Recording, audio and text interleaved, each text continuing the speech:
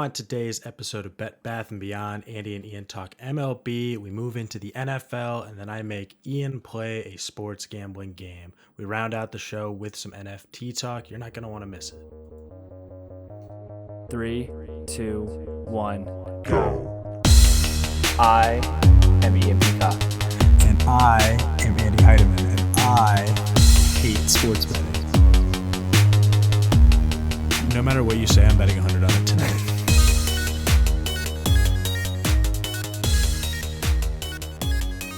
Hello. Hello. It's you. No. This is why you don't do the intros. This is why you're not allowed to do the intros, because you fumble it every single time. You're supposed to be. It was your turn. What do you? Welcome to Bet Bath and Beyond. Brought to you by How hard B3T is that? Sports. How hard is that? I wasn't doing any of that. Hello. I said hello, and then you know what you Hello. said? Nothing. 12 seconds of silence. Hello. Come on. How's your Thursday? It's good. It's good. Yeah. I'm exhausted. It's been a long day. I got kickball tonight. I'm going to hit a couple dingers. Going to kick a couple dingers. Good. Cubs are losing right now to the Brewers, so it's as good as it tradition. It's as good as it can get. Do you want to talk about baseball? Do you want to start talking about baseball? Yeah, let's talk about baseball first. Cubs released Jake Arrieta. He was part of the 2016 World Series team. Great pitcher. Jake the Snake, we call him in town. Then he left, went to the Phillies. Then he came back, had a nice little homecoming, a nice little reunion with everyone. Then we got rid of Rizzo. Then we got rid of Bryant and Baez and a bunch of other good players. And then we let him go today. We released him. The Cubs released Jake the Snake Arrieta. How old is he? 35, I think. Okay. Now I asked that.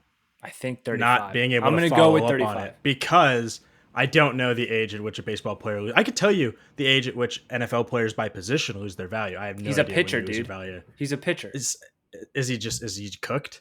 He is cooked. He's a little cooked. Okay, no, that's why I'm just seriously. That's why I'm wondering. That's like an informative question I'm asking. Yeah, he's a little cooked. Okay, well, I'm glad that his nickname is, what is it, Jake the Snake? Jake the Snake Arrieta. That's great because we're also going to talk about cup snakes. You know what those are, right? Of course I know what those are. Actually, of course you do. I know what those are. I'm surprised you know what those are because you've never been to a baseball game before. No, I have not. But I remember last year when the pandemic was right when they first started letting sports come back, you know? That was something that everyone talked about in baseball. It was like, oh, we're not going to get cup snakes. So I was like, what the fuck is everyone talking about? Because it wasn't a couple people.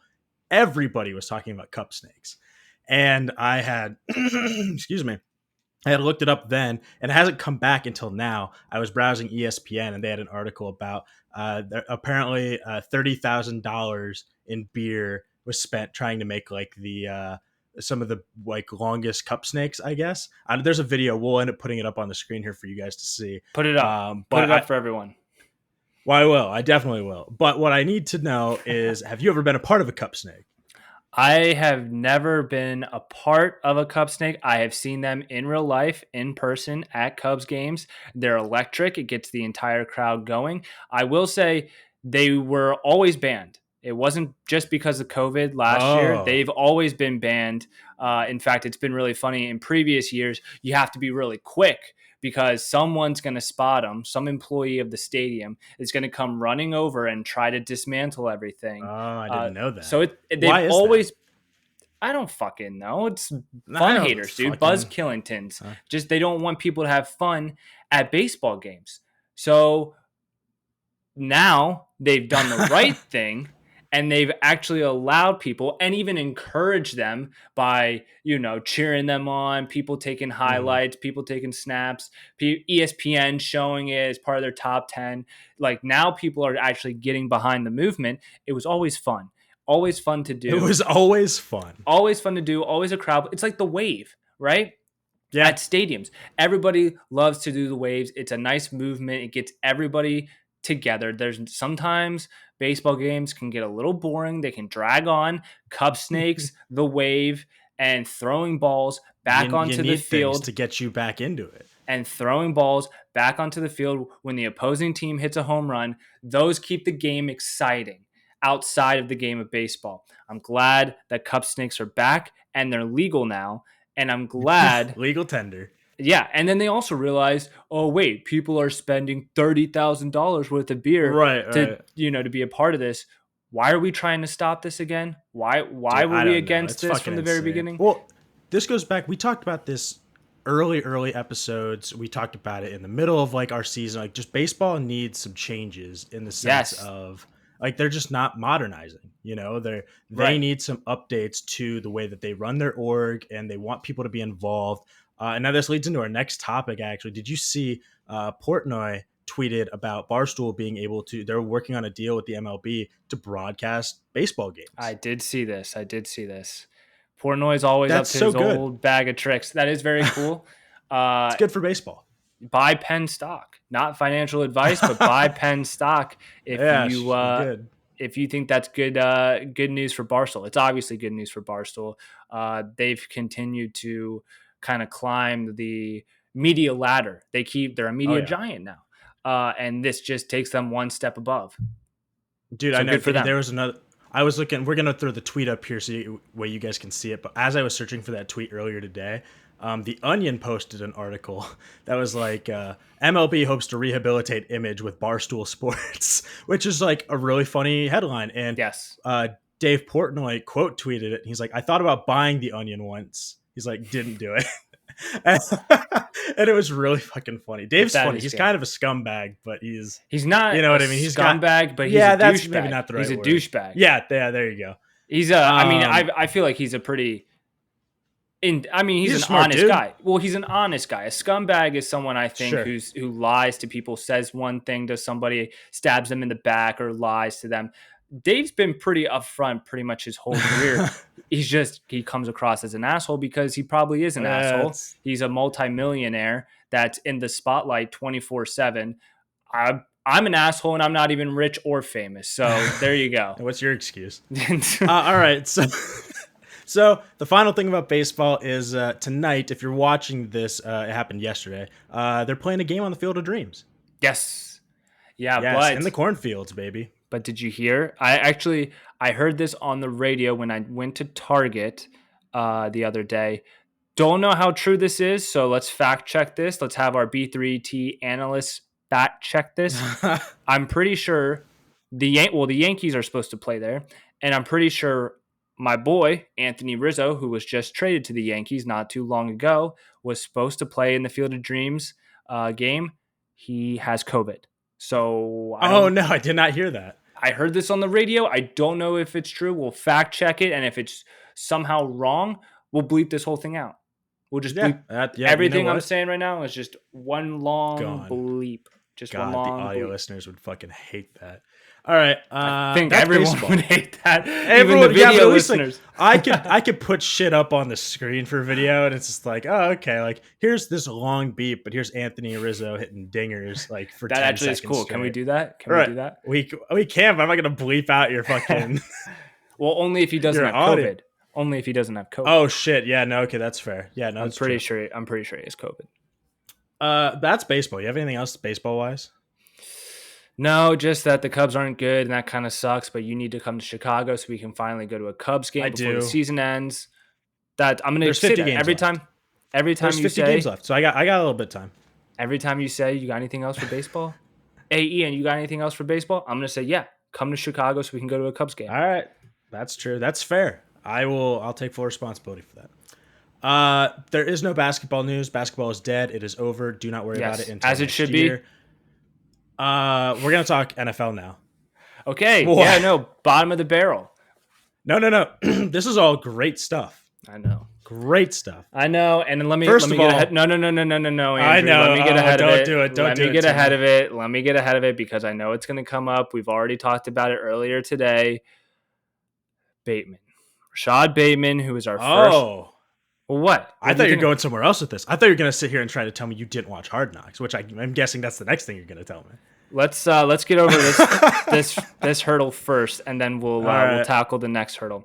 The first hurdle is that Rashad Bateman, who was our first round draft pick in this year's draft, he has to get groin surgery, so he's going to be out, expected until end of September. Yeah. And listen, if it weren't for past players that shouldn't be named, Rashad Perryman, who we also picked late in the first round, similar to Rashad Bateman. Right. And then he got hurt and then pretty much didn't play his entire rookie season. I would probably just chalk this up as like a fluke accident. Listen, he'll be back by week 4 and we'll be good to go. We still got Sammy Watkins. We still got Hollywood Brown. We still got Boykin. Mark Andrews, our tight end, who's our number 1 receiver. We still have Lamar's got weapons, right? Lamar's got weapons. Yeah. However, this is a huge blow if for whatever reason it takes longer for the healing process to happen, because I've seen this episode before. I've seen this movie before. I know how it ends. All of a sudden we're saying he'll be back by week 4 and he just sits out the entire season. That also could happen. It's interesting. Put up a picture of Rashad Bateman's groin while I'm talking, by the way. Make sure you just zoom in of Rashad Bateman's groin, because I know it is groin surgery, so that makes sense. You mean Bateman? That's what I said. Oh, okay. So what do you think wait, what do I say? I thought you said Perriman. Is what I thought you said. No, I meant Rashad Bateman. Yeah, they'll get it. They'll know what you meant. The thing with him and his groin surgery is this is actually not terrible news. I mean, it sucks, but speculation when we first heard about what could have hurt him was a core injury. Those things take a long time to recover, and groins aren't always better. But the fact that it's been identified and they came out with the timeline. A lot of these soft tissue injuries, they'll come out with month estimates, not week estimates. They said 4 weeks. That put him at the end of September. I think that this is better than what maybe would have expected to hear. But I want you to respond to certain comments made today in the B3T Sports Slack channel about trading. This is coming from a Ravens fan, a supposed Ravens fan, who once hearing the news about Bateman's surgery wanted to trade for Michael Thomas. I want you to address those comments. So here's the thing. I think that if anyone can trade for Michael Thomas and he wants to play there and they don't give their whole fucking future for him, I think they should do it, because it's clear to me that that's the safest answer I've ever heard. It's like, if it makes sense and he wants to play there and it's not too expensive, let me run through it, because what I'm saying is it's very clear that he doesn't want to play for the Saints. I don't even know if his fucking injury timeline is true. You got to remember, none of the reports that you are hearing right now are mandated by the league to be true. You could say whatever the fuck you want. You do not have to release an official injury report. So, I mean, this could all be speculation. That doesn't start. I don't know when the official date is, but that doesn't start for at least a couple more weeks when you have to announce things on the injury report. For example, do you know Darren Waller hasn't practiced in 6 days for the Las Vegas Raiders? I did not know that. And I will not be drafting him. Well, here's the thing. He's walking out there every day in a hoodie, and John Gruden said something like, I quote, "We think he's going to be all right." What the fuck does that mean, John? Who people are going to try drafting this dude? I know they don't give a fuck about fantasy, but I'm just saying, that shit drives me nuts. But back to your Michael Thomas thing. This whole thing, who knows what his actual injury is until we get an actual report. I can't speculate on the time length or anything like that. I know that he wasn't happy with them. I know that he ghosted them for 4 weeks. He's like, hey, I want to do the safe thing. Let's get rehab going. Didn't show up to rehab, apparently. Came back to the fucking team and was like, I guess I need surgery now, and they're all pissed off, which sounds a little toxic. Sounds a little toxic to me. Totally his choice as an athlete. He could do, you know what I mean? If he wants like to not wait, a team player. Sounds like not a team player. I would fucking agree with that. But his talent is there. If you got is his 14, talent there? Is his talent still there? How do we know? How do we know his talent is still there?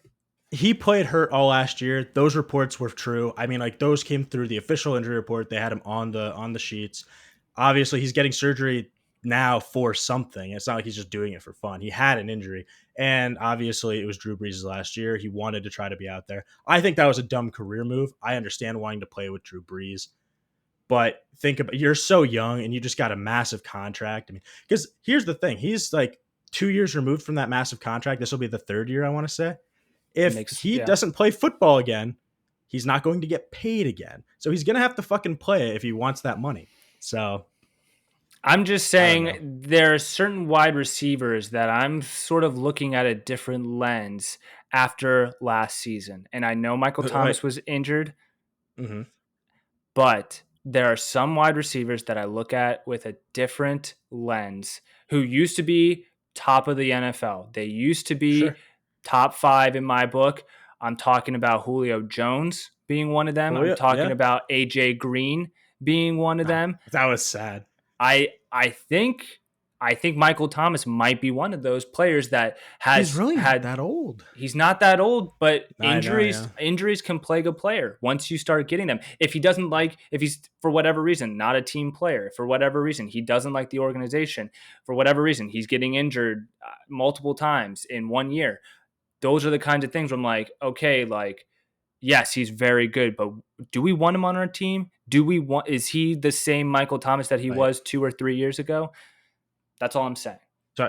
So, and this goes, let's roll this into our next topic. There are players holding out. Obviously there are players who hold out every year. Sometimes they're stars, sometimes they're role players, but they're doing it for their contracts. The NFL changed the rules this year. So now when you hold out, for every day you don't show up to something mandatory, you lose $50,000. Doesn't seem like a crazy amount of money for these NFL players. I mean, it depends how much you're getting paid. Depends how much. Yeah, it depends how much. Yeah. So like now there are a couple questions here. Like one, like, do you think that's right? Obviously the NFL Players Association had to have signed off on it. There's no way it would have gotten added if they didn't sign off on it, right? Right. So some people in the org who are representing the players said, yeah, we're fine with this. That being said, that's a lot of, in general, to me, that's a lot of fucking money. The way players are getting around it is they're showing up to camp and they're going, my leg hurts. And they're just not doing anything, right? But that's why Deshaun has been at camp. That's why TJ Watt has been at camp. That's, all these players who are looking for contract extensions are showing up, but then they're just getting wrapped and they're going to the training room. How do you feel about this as a fan and as somebody who likes the NFL? About the sit outs, about people holding out, and about the NFL penalizing them $50,000 a week, or is it a day? Yep, it's a day, I believe. Yeah, I know. That sounds ridiculous. That sounds absolutely ridiculous. Listen, I think it's going to be hard for me to say. I'm not even trying to play it safe. I never play it safe, but it's just going to be hard for me to answer that question without knowing a specific context. Because on one hand, I feel for the players, specifically running backs. Like I was honestly in favor of Le'Veon Bell sitting out an entire one season. Yeah, I was too. Specifically, well, it was an added bonus that I'm a Ravens fan and fuck the Steelers. So that was nice. But also at the same time, you got to protect yourself and you got to make sure that you got to make as much money as you can in a very short time window to last the rest of your life. Most valuable asset. Exactly. You have grown up playing like football. You know what you were going to do. You're one of the 0.001% that made the league and is also a star in the NFL. I support players trying to get as much money as possible. Now, absolutely. I'm also I'm also a fan of being like having integrity. And if you're saying, hey, like, this is still part of my contract, then it's a weird thing. I think that as the sport grows and as people kind of start realizing that they don't have that much time, especially depending on the position that you have, you're going to see contracts being restructured very, very like short time frames, maybe a year.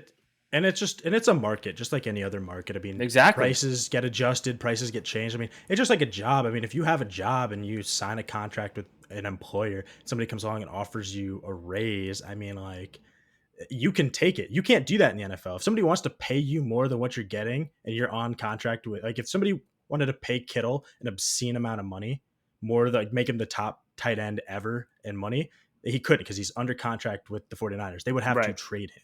Right. You don't get that. I mean, now in some fields you have non-competes.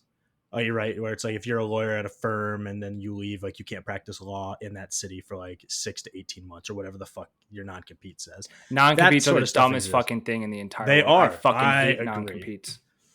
But anyway, I was just curious to get your opinion on that. I am in the same boat. I think that you should be able to sit out as a player. Obviously, you have to know the consequences, but they usually do. You know, it's like if I'm sitting out, I'm going to miss games. I'm going to potentially save my body, but I'm not going to get to debut my, like if you're on a contract year and that's why you're sitting out, the next year, like if you come back and the team's like, all right, you're gone, we'll release you. That's fair game. And other teams would be like, we didn't see you play for a whole year. Like, you know? So anyway, okay. So moving away from that, we got 2 quarterback controversies coming up. One we've talked about before. Oh boy, 2. Let's go. Let me guess who they are. They're Deshaun Watson, and Aaron Rodgers. That'd be great, but no. Okay. That for once we're not talking about those 2 quarterbacks in the fucking NFL universe. So Jameis and Taysom still has not been announced who's the starter. It's gonna be Jameis. We had an argument. Let's quit. You think it'll be Jameis? I think Jameis will start this season. Even if they go with Taysom, I think that Jameis will become the starter. Okay. And honestly, do you think he'll end the season the starter? Well, I don't know about that. I think I don't have faith. I don't have faith in either of those 2 quarterbacks to be a long-term starter. So basically what I'm saying is whoever starts the season first, the other person's going to get a shot. Because it's not like Taysom's going to take over and then play the entire season as the starter. And then the same with Jameis. He's not. He's a 30 for 30 club. 30 touchdowns, 30 interceptions. Yeah. See, I think if Jameis can reel it in, he is a first-round talent. He has great like ball strength. Got LASIK. Like arm strength. Got LASIK surgery. He got LASIK, so he can see now. I just, it's really tough because, you know, you can't say, well, he's young. Yeah, exactly. You can't say he's young anymore. Like that was a thing he could skate on for literally seasons. Be like, he's learning. You know, come on, give him a sec. He's not learning anymore. He is a seasoned veteran of the NFL, and he fucking throws interceptions like it's his job. And it turns out his job is the opposite of that. So I think that they're definitely going to start with Taysom. The problem is, I feel like without Michael Thomas, they're going to have to basically redesign that offense to put the ball into Taysom's hands and Kamara's hands in a way that they haven't done before. They did all right with Taysom last season without Michael Thomas when Drew Brees had all his ribs broken. I just don't have faith in Taysom long term. That's the only thing. That's the thing when you look at that play, because you're right, they didn't do poorly when he played without Michael Thomas. But the thing is that watching them play, their playbook looked so much smaller. Like formations were not nearly as expansive. If you were going to run 17 games that way, I feel like you'd have a real hard time in the NFL. Now they could definitely expand on that. But again, this is also Taysom's very first year doing nothing but QB stuff. Every other year he's done tight end stuff, special teams. I mean, he running did some back, QB stuff. Kickers, punting. Yeah, absolutely. So I don't know. I wanted to get your take on that. And then also Urban fucking Meyer, the dumbest coach in the NFL currently, came out and said that's really hard because he just joined the NFL. Yeah, I know. You'd think that would be tough. But well, Adam Gase is like not a head coach anymore. So I mean I can't John Gruden's up there too. But John Gruden, though, I like his personality at least. Like whenever I would listen to Adam Gase talk, I'm like, you're a fucking idiot. And I hope you see this. I really do. Okay, so Urban Meyer came out and said there's an open QB contest right now between Trevor Lawrence and Gardner Minshew. Makes sense. What is this to you though? Is this true? Do you think this is true? No, Andrew, they have to say that. They have to say Do that. They do. This isn't college where you're like, I'm trying to trick the other team before the big game. No, it's not. It has nothing to do with psyching out the other team. It has everything to do with making sure Trevor Lawrence knows that he could lose the position at any time, so he doesn't think he's a Mr. Hotshot number 1 overall. It's not for the other team. It's for his team, and he has to make sure that he puts Trevor Lawrence's ego on check. It's the oldest trick in the book. It's literally the oldest trick in the book. Of course, Trevor Lawrence is going to start. Well, okay, good. Well, I mean, I'm glad we're in agreement there because there's some people, obviously people who hear this go, Gardner Minshew's pretty good. I like Gardner Minshew. I love the jorts. I love the Busch Light and the camper. He's not that good, though. He's okay. Yeah, no, I mean, he's not like, he's probably not, he might be NFL starter, like bottom NFL starter, like, out of 32 teams. He is Ryan Fitzpatrick. He's someone who is very inconsistent, and when they're good, they're very good, but they also have some pretty big lows, but they're good enough to kind of hover around the starting position in the NFL for the team that needs a quarterback bad. Let's play a game really quick. You want Gardner Minshew or Daniel Jones? Daniel Jones. You want Gardner Minshew or Andy Dalton? Oh, fuck. Probably that's a tough one, and I don't think Andy Dalton's a starting quarterback, but I'll go with Gardner Minshew. All right, Gardner Minshew or Sam Darnold? God damn. These are hard. I know, but I'm serious. I want to kind of get an idea for like where, because Sam Darnold is a starting QB in the NFL, I mean he's for like, your team, right? I fucking know. Don't remind me. And then we've got Daniel Jones, who is like a reach for the fucking Giants. God, I'm swearing a lot. He has his moments. He has his moments. He fumbles a fuck ton. All right. Do you have an answer? I'd rather have Gardner than Sam Darnold. Interesting. Okay. All right. So that's where we're at with Gardner. The other thing I can see, though, I guess as you were talking, it made me realize that, maybe it's for Trevor Lawrence. It might also be for Gardner to be like, come on, don't like give up hope. Like you are in an open contest with this guy. Like you might have a chance to start. I mean, you don't want to like have your backup QB lose all fucking morale. If he has to go in, that could not be good. So, yeah. Okay. The final thing that we're going to talk about before we play a game, sports gambling game. Gambling game. Andy, I don't gamble anymore. You're about to. Okay. So do you think, based on the Seahawks as a franchise and what you've known them in the last couple of years, Russell Wilson is a top what QB to you? Top 10? Top 10 for sure. I would say definitely top 10. Do you think that they are wasting his prime over the last 2 years? I mean, I know because they won't let him cook. Yeah, because they fight last year specifically. He started off on fire. Absolutely. He is a phenomenally accurate passer. He can use his legs to run. He can make decisions. He's rumored to be one of the only QBs besides Rodgers who will make pre-snap decisions after the mic gets shut off in your helmet from your offensive coordinator. I mean, and he has success with it. So what I want to know is, why are they a run first team all the time when they've got Lockett and Metcalf and fucking Russell Wilson? And why would they fire the offensive coordinator that they had last year who was letting him do all the passing that he wanted? Do you think they're wasting his prime years with this kind of strategy?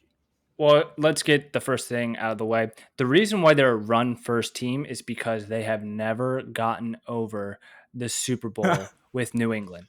Never. The Pete Carroll will go to his grave with that play, that play on the 1 yard line when they should have just ran Marshawn Lynch down the throat, however many times it was going to take to get into the end zone, and they passed it and it got intercepted. Now, do I think that Russell Wilson's talent is getting wasted in Seattle? I actually don't. I really don't. Okay. I watched them play last year, and they did let him cook. They did let him cook last year, and that he did really well. In fact, he was MVP. People were talking about him potentially. Front runner MVP for at least the first 4 or 5, maybe even 6 games. Everyone's like, "Oh, Russ cooking, let's go MVP," because you know how early on. Dude, do you remember week 4 of last year? It was the Sunday night game. It was Seattle versus Carolina, or not Carolina versus New England. It was like Cam's first like primetime game since getting traded, and Yes. Russ was like on MVP. That was such an electric fucking game. That But was so fun to watch. he did fall off a little bit towards the later half of the season. He did. Listen, I think I like Pete Carroll. I think they're a good team overall. I mean, obviously they've been to what, 2 Super Bowls. They've won 1 Super Bowl. Hmm. I don't know. I see how other organizations are being run, and I wouldn't say that Russell Wilson would have better luck at another franchise. Sure. Maybe a few. Obviously there are Right. smarter, Right. more competent teams out there that probably could use him better, but not a lot of them. There's a lot of incompetent teams. I think Holy Seattle's shit. fine. I think Seattle's fine. Pete Carroll is so old. He's like 75. No, he's 69, but he is old as fuck. Okay. That's it. I want to get your opinion on that. Also, I'm getting like all these takes because I want to ride them into football season. Obviously, Hard Knocks was on Tuesday night. I watched that. It was really fun. Very good. Very good episode. They're 10 out of 10. Yeah, I bet you watched it, huh? They focus mostly on Dak and Zeke. And they're Micah Parsons, their rookie linebacker, who I was looking at him and I was like, he doesn't look that big. I looked at him up. He's like 6'3", 245. I'm like, my That's eyes a are big broken boy. because that dude's yeah. I'm like, that dude's fucking. He's huge. So okay, we'll talk more about Hard Knocks when it starts to matter a little bit, when they start making cuts and all that sort of stuff. Are we It was going to play the game? introductory Are episode. we going to play the game? We're gonna move on to the game. Yep. All right. So I have here. You can't see these, but I've got here all 32 teams. DraftKings over under win totals. I have a couple that I'm going to go over here, and then if there's one that you want to know specifically, I'll pull it for you. Okay. I'm gonna give you a team, and you're gonna guess what the line is, and then after I tell you the line, you're gonna tell me if you take over or under. All right. So wait, hold on. So Just so I understand perfectly, you're going to give me a team like the Ravens, and I'm going to guess that DraftKings has their win at 10 wins this season, and I'm going to guess over under. so first off, you're gonna say 10. I'm gonna let you know that you were very close. They have them at 11. Okay. Right. So the first part's gonna be the hardest because getting an exact number. But so they have an 11. So you missed by 1. However, are you over or under 11 wins for the Ravens this season? Over. Over. Okay, I'll take that. So here, that's how this game will work. So we're gonna start off by going with a team that should be kind of funny, just because we're gonna go with the Detroit Lions. This is also going to be a little hard for me because I don't know their schedule. That's fair. I mean, I'll give you that. Just general. Just keep that in vibe. mind. Keep that in mind while I'm doing these. The Detroit Lions, I would put over under 7 wins. They have them at 4.5 wins. I'd take over. I would take over. You would take the over. Interesting. I would. Okay. Listen. I have faith in Jared Goff. I do not. I would honestly like. I don't have the odds in front of me because I didn't want to like boggle up this sheet. But I think I might actually take the under. I think the Lions are. I think they've got such a poor front office. They don't have a good coaching staff. They haven't had a good coaching staff in literally 7 years. They haven't had a good running back for. What was their record last year? And you're doing Swift like that? Swift's a good running back. He's hurt. He's currently not playing. He hasn't practiced, I don't think, in like 6 days. No, that's Darren Waller, Andrew. That is also Darren Waller. What is their record last year? That's a good question. I don't have it off the top of my head. Let me see here. Because Detroit I would imagine they do just as, like, honestly, I would bet that they wasn't good. 1 game better. They get 1 more win than they won last year. So if you tell me what they got last year, they were. Oh fucking! Why would you do that? They were 5-11. So I would put them at 6. I would put them at 6 wins. 6. Yeah, I'd put them at 6 wins. So let me go back. I still take the over. 4.5. Yeah, I still take the over. All right. Next up, we've got the Saints. Without Noodle currently, and Noodle Arm Breeze. No slant boy, no Breeze. I bet that they have the Saints. I mean, they still have a good coach. Sean Payton's a good coach. They still have Kamara. I bet they put him at 8 wins. They have them at 9 wins. So you'll take the over, I'm guessing? No, I would take the under of 9. You would take the under of 9? Because I'm I definitely would taking the under guess of 9. 8. I think the Saints are going to be bad. Well, then we're on the same page. I was just guessing 8 as like the line. Sure, is what they have them at. And if typically if I'm going to guess the line and the real line is over, I'm going to take the under. Sure. I definitely think that they're not going to be very good. We got the Patriots. I think we already talked about this because it was like 7 or 8. Well, that's what they won last year. They won 7 games last year. I bet they have them at 8. They have them at 9.5. Under. I'm also going to take the under, but I do love that line from them as a business opportunity because everyone's going to bet the over because they have Hunter Henry and they have fucking other people. Well, just because they're the Patriots, everyone's going to come into that, see that, and go, "I'll take the over." They're the Patriots, so that hasn't worn off yet. You know what I mean? They were terrible last year. They weren't terrible last year. They got 7 wins with half their defense and Cam Newton. I'm telling you that they were not terrible last year. They're terrible in comparison. Terrible is a relative term. I'm using terrible in comparison to what they've done before Tom Brady. I mean, with Tom Brady. All right, so we've got 2 more that I really want to hit. The Houston Texans. 2. 4. I mean, honestly, low is good. I'm taking the under. You're taking the under of 4. I'm also going to take the under, unless Deshaun Watson comes back to play at any point. Then I would reassess. Still taking as of right now, I'm taking the under. The LA Rams. Oh my god, dude! They're probably sucking Stafford's dick. I bet they have them at 10 wins. They have them at 10.5 wins. So I'm going to take the under. The LA Kings of Fraudland live on. I don't care if Jared Goff and Stafford switch places. The LA Kings of Fraudland will get under 10 wins this season. Alrighty.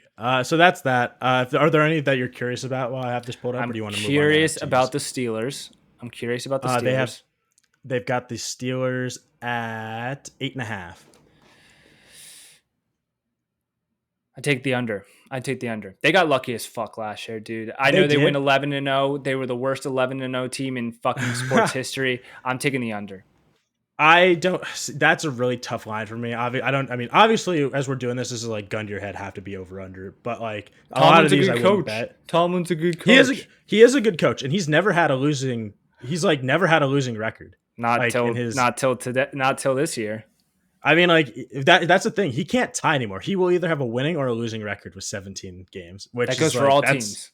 That goes for all teams. Yeah, it's not just specifically Tomlin. That'd be fucking terrible. But anyway, I think that they could definitely go over 8.5. I think I might. I don't know. Big Ben's so old. I'll take the under. I'm gonna take the under. Any more? Yes, the Browns. Really, I'm just curious about the division. I'll run you through. The Browns they have at 10.5, and the Bengals they have at 6.5. The Browns at 10.5. I would take the under. And what's the Bengals? 6.5. So now you're getting us like some math where you're looking at like, okay, they have I take the over. No, I wouldn't. I take the under. I take the under only because I see them losing to the Browns, the Steelers, and us every time we play. All right, fair enough. Okay, that's NFL. Got nothing else. You want to talk about NFTs? Yeah, sure, absolutely. All day, every day. That's my life.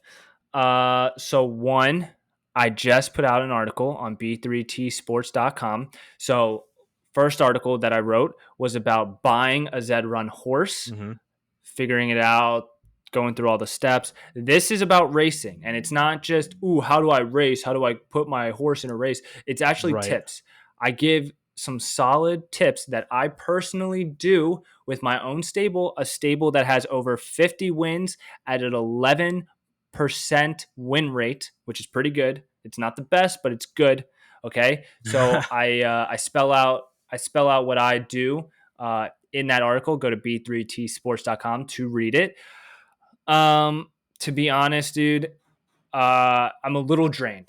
I'm a little drained right now because I feel like all like the lack of sleep, the nonstop like activity that's going on in the NFT space. I kind of just have to like just chill out. See, It's overwhelming. I'm sure you think about taking a break, but at the same time, it's tech and it's 2021. So like a week long break is like you'll come back, but I don't know what I'm looking at. I don't know what you are. Time moves so fast. I swear, I haven't even been in the space for 6 months, and it feels like years. It feels like I've been in the space for 2 years. I kid you not. That's just how fast it Do you think feels. you're gonna die sooner? Is it taking No, years off your life? maybe right now, but the moves that I'm making hopefully will set me up so I don't have to be relax. so I don't have to be stressed the rest of my life, and I can retire or at least do what I love to do all day every day, Which is retire as a job. Exactly. by the time I'm 40, that would be nice. So so maybe we've all got dreams. I'm paying a little bit of a cost now. I do want, because I talk about X Copy, right? I talk about the artist X Copy. I've been really big on X Copy. He's one of my favorite artists. Pricing for his art pretty much is the same the last time I talked to him. However, there's a new artist that I want to talk about. His name is Manoloid. He's Argentinian. It's a little hard for me to pronounce. I know how to type his name and spell it perfectly. Is it Manoloid? But I don't know if it's Manoloid. That's how, because it's funny because we had been talking about it in the B3T Slack space, and I had seen his name because this is the first time I'd heard it pronounced, but I had seen his name spelled, and I say, like when I was reading it, Manoloid is how I was reading it. But I definitely could be wrong. I have no idea. Manoloid. His name's Manolo. Sure. Like his real name's Manolo. Oh, sure. Okay. So that would make a lot of sense. Right? So, but he goes by the name Manoloid. We'll just say Manoloid for all intents and purposes. Well, for all intents and purposes. Chill the fuck out. He's been called a prodigy of generative art. His art is honestly amazing.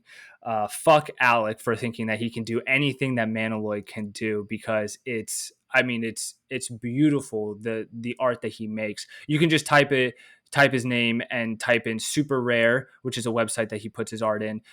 Cape Voss, which is a Switzerland art gallery that showcases his works.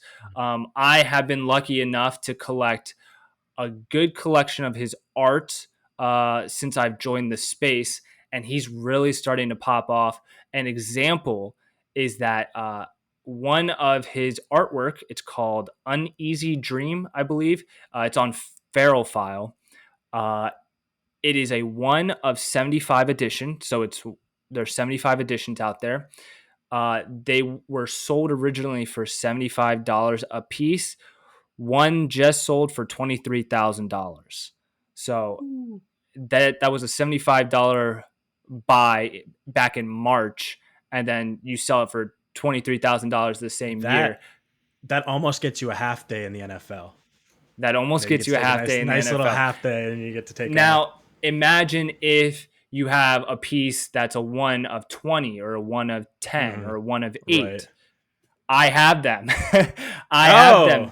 So to be honest with you, they're just in a cold wallet somewhere. They're in cold storage, which basically means I have in fact, here, I have a picture of it's a ledger, cold storage wallet, isn't connected to the internet.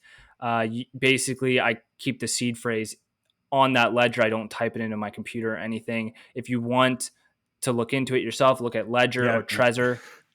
I thought you were going to say, if you want it, you have to kill me. Yeah, well, you have to do that too. But basically, my goal is to just collect that type of art.